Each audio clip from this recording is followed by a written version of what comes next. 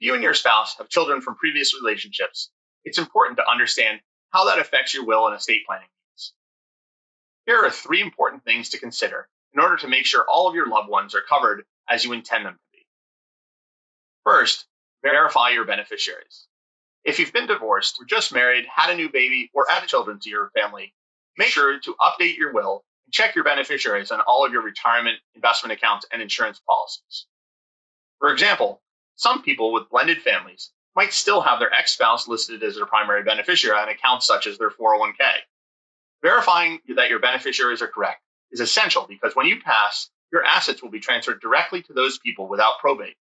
If you mistakenly put a beneficiary on your list, your family might have to jump through legal and financial hoops to make things right. Second, be specific in your will. You may leave your assets to your surviving spouse, but upon their death, can you be sure that all remaining assets will be divided equally among all the children, including biological and stepchildren? You never want to think of possible family conflicts after a passing, but these questions need to be considered. You may also want to put sentimental items in your will as well. And third, consider regulating the flow of money. In both traditional and blended families, there may be someone who needs a bit more control when it comes to inheriting your assets. If you're concerned, set up a spendthrift trust, which will limit your beneficiary's access to assets. Rather than receiving a lump sum, the beneficiary receives funds incrementally.